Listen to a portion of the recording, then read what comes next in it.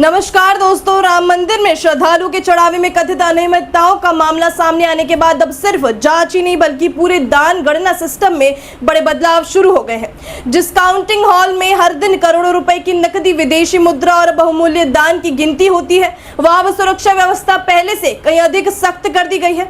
सूत्रों के अनुसार ट्रस्ट और प्रशासन ने सुनिश्चित करने के लिए कि भविष्य में इस तरह की कोई घटना दोबारा ना हो, दान गिनती की पूरी प्रक्रिया की समीक्षा की और नए सुरक्षा नियम भी लागू किए हैं। जी हां, सबसे बड़ा बदलाव कर्मचारियों के ड्रेस कोड में किया गया है। अब दान गिनने वाले प्रत्येक कर्मचारी को बिना जेब वाली गहरे नीले रंग की विशेष यूनिफॉर्म पहनना अनिवार्य होगा। इसका उद्देश्य सुनिश्चित करना है कि कोई भी व्यक्ति कपड़ों में नकदी या अन्य सामान छिपाकर बाहर ना ले जा सके।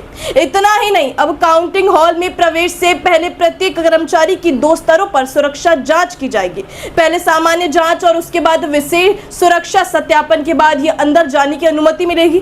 दान गिनने की प्रक्रिया में भी बड़ा बदलाव किया गया है। अब कर्मचारियों को कुर्सी और मेज पर बैठाकर गिनती नहीं कराई जाएगी। इसके बजाय सभी कर्मचारी जमीन पर बैठकर निर्धारित स्थान पर ही दान की गणना करेंगे, जिससे उनकी गतिविधियों पर लगातार निगरानी रखी जा सके। इसके अलावा काउंटिंग हॉल के भीतर mobile phone, camera, bag, purse, electronic उपकरण या किसी भी प्रकार का निजी सामान ले जाना पूरी तरह प्रतिबंधित कर दिया गया है। नई व्यवस्था के तहत कर्मचारियों को काउंटिंग हॉल में प्रवेश करने से पहले अपने जूते चप्पल भी बाहर उतारने होंगे। इसके साथ ही पूरे परिसर में अतिरिक्त निगरानी और सख्त सुरक्षा घेरा तैयार किया गया ताकि प्रवेश और निकास दोनों पर पूरी नजर रखी जा सके। इसी बीच जांच के दौरान एक और महत्वपूर्ण जानकारी भी सामने आई है। सूत्रों के अनुसार इस मामले के आरोपी अनुकल्प मिश्रा के नाम पर मंदिर परिसर में व्यवस्था कार्यकर्ता के रूप में प्रवेश पास जारी किया गया था। बताया जा रहा है कि विशेष आयोजनों और दान गणना के दौरान इसी पास के आधार पर उसे मंदिर परिसर में प्रवेश मिलता था और वह चढ़ावे की गिनती की प्रक्रिया में भी शामिल होता था। जी हां, हालांकि इस संबंध में जांच एजेंसियां दस्तावेजों और अन्य साक्ष्यों का सत्यापन कर रही हैं और अंतिम निष्कर्ष जांच पूरी होने के बाद ही सामने आएगा।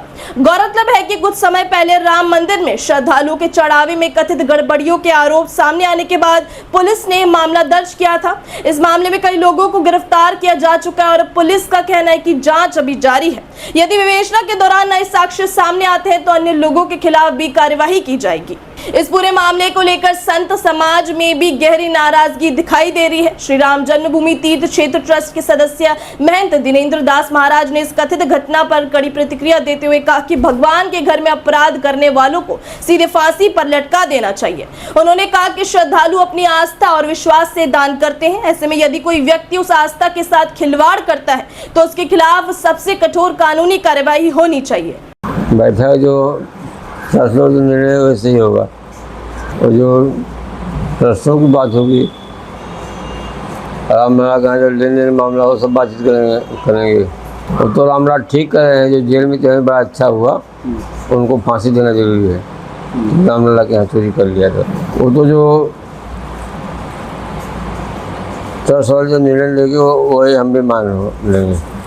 फिलहाल एक और पुलिस और जांच एजेंसी इस पूरे मामले की परत दर परत जांच कर रही हैं। वहीं दूसरी ओर ट्रस्ट ने दान गणना व्यवस्था में व्यापक बदलाव कर यह संदेश देने की कोशिश की है कि श्रद्धालुओं के विश्वास और दान की सुरक्षा सर्वोच्च प्राथमिकता है। अब सबकी नजर इस बात पर है कि जांच में आगे और कौन कौन से तथ्य सामने आते हैं और क्या नई सुरक्षा व्यवस्था भविष्य में इस तरह की घटनाओं पर पूरी तरह रोक लगा पाएगी।